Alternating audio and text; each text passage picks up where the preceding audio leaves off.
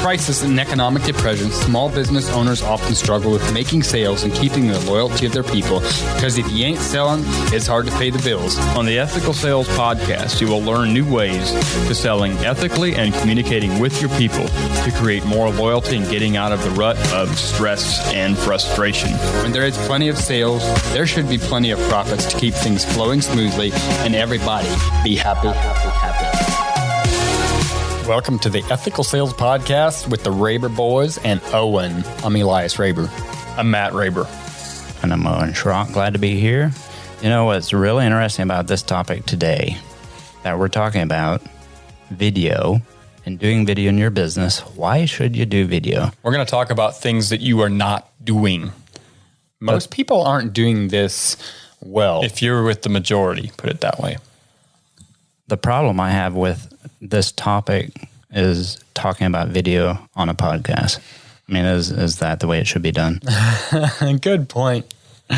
Yeah, good point, Owen. Talking about visuals on a podcast. Okay. On an I think show. something that's a problem maybe in today's, we're talking to the, business owners. Most of our contractors are roofing contractors. Something that we're not utilizing that much is doing video of, walking through a project, explaining to the building owner on your video, here's the problems on the roof. Being able to go down and show the building owner, here's the issues on your roof. Maybe even getting him a clip of that video. If you get the project, when the project's done, putting a video of the process of that project on YouTube, social media. It's a video that you can also use for your future customers. Mm-hmm. You can forward that video to your customers and say, hey, we just finished this roof last year for a customer of ours. Let's say it's a metal restoration system and you've got 10 other quotes out there of metal restoration systems. Now you can forward that as a follow-up to every one of those potential customers and say, hey, look, you want your roof to look like this XYZ company's roof.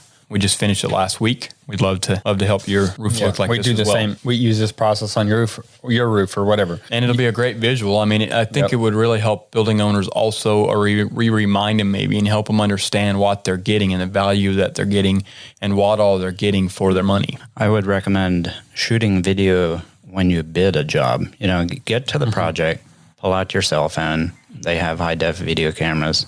Shoot a video. Mm-hmm. I would open with, hi, this is your name, your company name.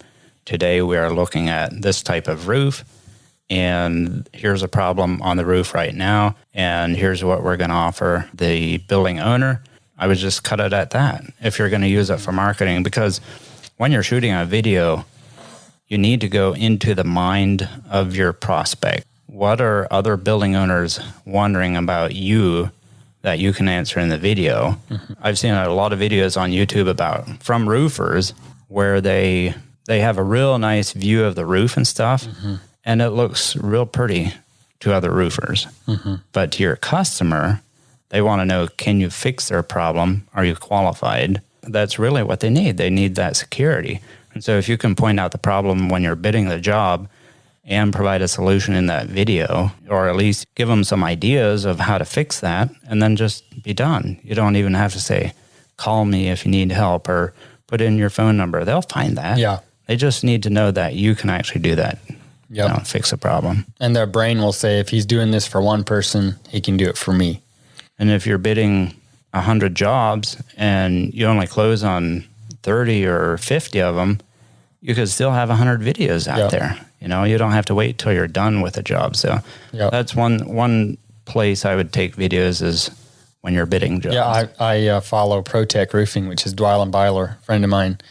And he does a great job. I don't know who he uses for his social media, but every day, literally almost every day, I'm like, he's out on another roof. Well, I'm sure he shot that, at some other time, and they're just using those videos because he has somebody that does his social media for him. But he does a great job of promoting his company through social media.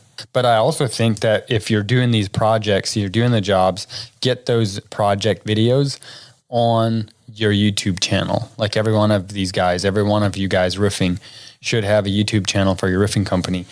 I know a couple of years ago, Matt, you got a call on a video that you had on YouTube, right? Mm-hmm. You want to tell us about that one? Oh, it was just simple. Just had a video that we did on a project probably 8-10 years ago. mostly just made it to use it for people in our team to be able to look at it or forward it to a potential person, client, customer, whatever, to just kind of get an overview of the foam system is what it was. And I think my number was on the video somewhere. Yeah, it was just on my personal Matt Raber page or something. The first YouTube channel or whatever I created. And some building owner out of Erie, PA found it, and we ended up getting about a $260,000 project out of it, I think. And that wasn't even trying. Think about all the people on YouTube that you follow, on social media, places like that don't know you, but you know them. You could do the same thing, with this as well.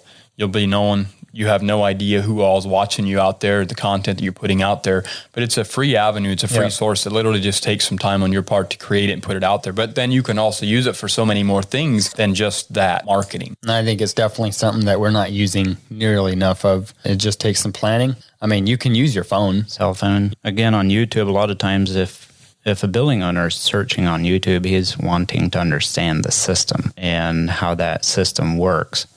So if you have some how-to videos on there, that's a good thing. Facebook, maybe have some fun videos too. Yep. There's companies that do that very well and have some entertainment value in their videos and have some fun and build a culture around that, around their brand, around their company. 100%. But video is absolutely vital today, even though we're doing this in audio. Thank you, guys. Appreciate you. Hope you guys have an awesome rest of the day. Now, as a business owner and a leader, you need information and training that supports you.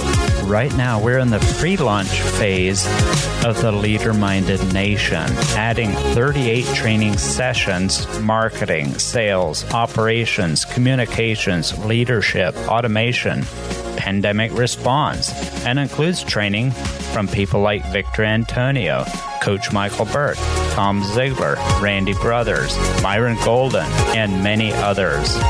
You can learn more about Leader Minded Nation at leaderminded.com/nation.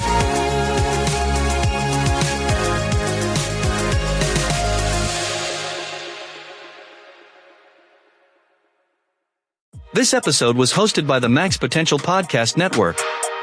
Find more great shows at maxpotential.com.